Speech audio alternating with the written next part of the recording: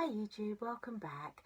I'm doing my December wrap up for 2019. It's my first 2019 wrap up and my last, so I didn't do too bad. I got 4 books read by myself and 1 with Kitty, so doing quite well. I'll do my wrap up as I read them, so let's get started.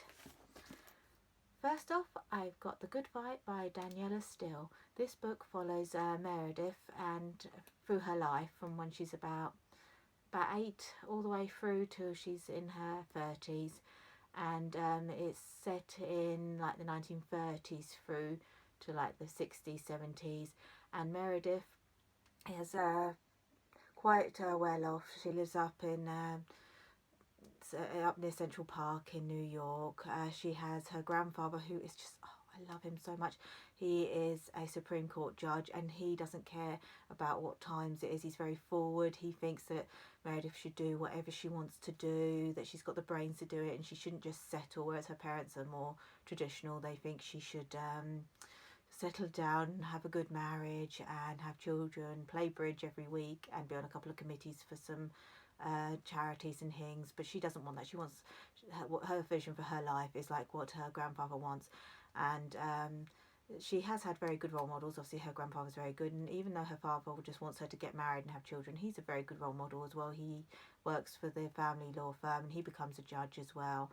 And early in her life they moved to Germany just after World War II, and because her dad wants to be part of the I can't think of the word for it, but he is a lawyer, so he wants to help be part of rounding up the Nazis and making sure they pay for their war crimes. And she lives in Germany and really likes it then, and they move back to New York, and she wants to help desegregation of the African American community. She goes to a lot of rallies and tries to help, and her role models are Martin Luther King and Rosa Parks, and she really wants to help anybody that's being downtrodden for their religion, for their ethnic background. She really does want to just make the world a better place, and she thanks to her grandfather is able to open her own law firm, and she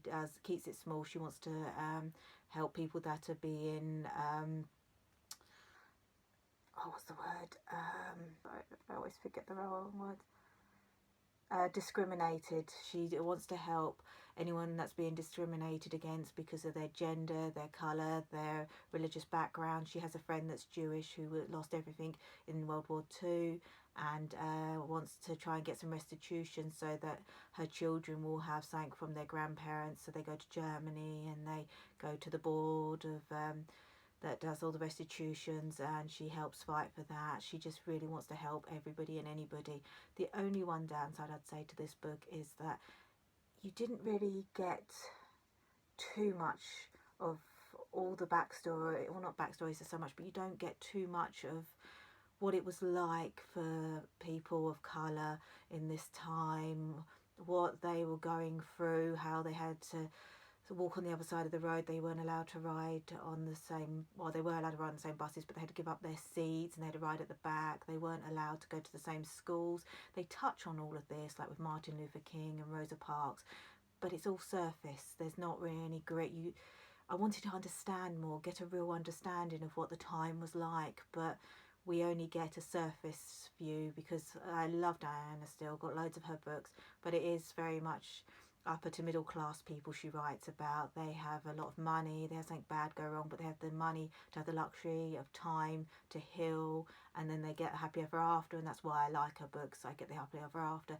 But she was hitting some really hard topics with this book, and I just didn't feel that I got enough of an impact of what these people were going through, what life was like, what it still is like. But these people were such forerunners of the times. They wanted to fight for human rights, about that we're all human. It doesn't matter what our skin colour, religious beliefs are, and these people really helped move things along and help us to have the courage to keep moving forward. And I just would have liked a little bit more of the fight that was in here, that the people of the time went through. I would have liked to have understood more, and it was all just very surface information, so that was a downside, but still Danielle Steel's a very easy writing style to get into, so it was okay. Right, next, Queen of Nothing by Holly Black. This one obviously has been doing the rounds. Absolutely, everyone's been looking forward to it, and it was good. Not great, but good. Obviously, with the Folk of the Air series, which this is, it's the final one, we follow Jude, who is a mortal living in the fairy realm. She gets taken there with her twin sister and half sister by her half sister's father, who murders her parents when she's very young, and she grows up there. And these aren't fairies like in Tinkerbell, all happy and pixie dust and all smiles and want to help. These are dark, brooding, beautiful creatures that don't like the humans, that see them as second-class citizens. And it's the whole trilogy is Jude trying to find her way, trying to get a bit of power, trying to be taken seriously, and wants her place, trying to find her place. And obviously we have Carden, who everybody loves, and their hate to love romance, and very morally grey characters. And this is obviously the conclusion of their story. I thought it wrapped up very nicely, very quick. We got quite a lot of information being given to us, of we were being told, not shown, kind of thing, and it was very fast. It was a good conclusion. I just would have liked some more, because obviously it's not very big, but it still was very well done, and I'd like to read the Folk of the Air trilogy all the way through, one after the other, and maybe I might do that soon. But yes, another very good read. Highly recommend Holly Black's Folk of the Air series. Absolutely wonderful. You must read it if you haven't. And one that has become my all-time favourite, The Night Circus by Erin Morgenstern. Oh, love this book.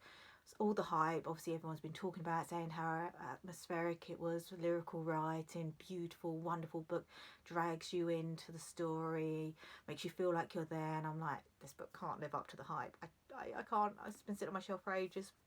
I just can't read it. I'm terrified that it's going to let me down. It's not going to be as good as it is. And you know what?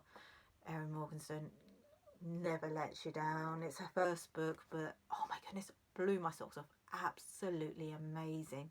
Obviously it's a circus that only opens at night. It has all different acts happening all around you, different tents with beautiful descriptions of what's inside.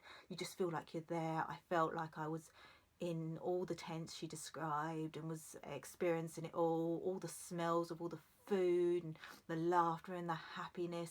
And basically the night circus is kind of like a ground for these two who are pitted against each other magically, and it's their platform where they're trying to best each other and trying to outdo each other, and just what they end up making from it. And it really is, if you've been scared off by the hype of this book, I implore you, pick it up. It really is worth it. Absolutely amazing. I can't wait to pick it up again and read it again to see what I've missed. But I want to read her second novel, The Starless Sea, before I jump back into this. But really, favourite book of 2019, favourite book at the moment of all my books. Love it, love it, love it. Really, I implore you, pick it up if you haven't.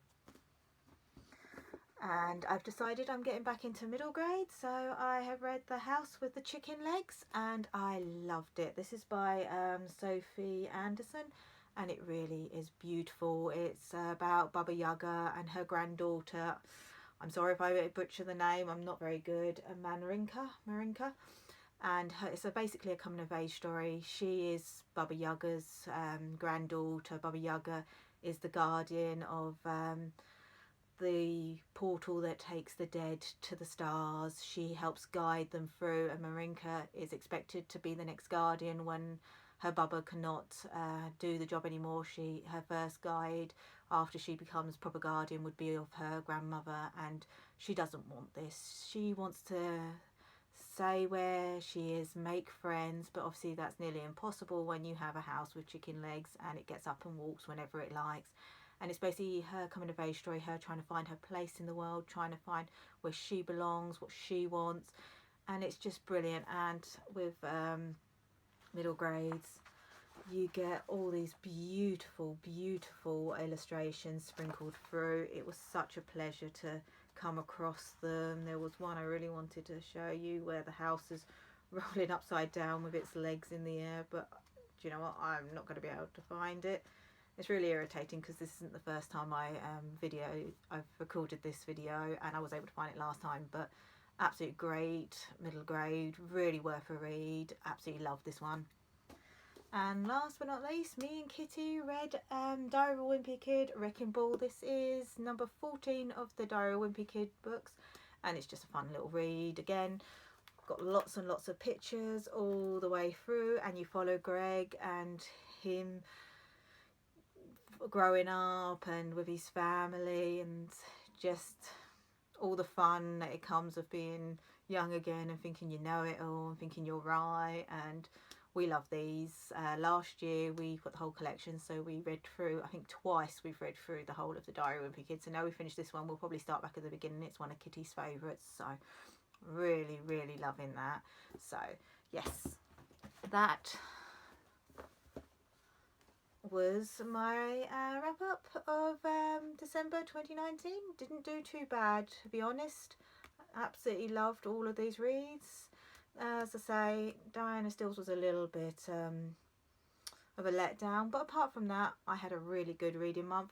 Let me know down below what you have read over the month of December, and what you liked, and if you'd read any of these and your thoughts and feelings on them. I would love to have a discussion with you all down below. And thanks for joining me, and have a good reading month in 2020. January, first month. Hopefully we'll all have 5-star reviews by the end of the month, and I'll see you soon. Bye.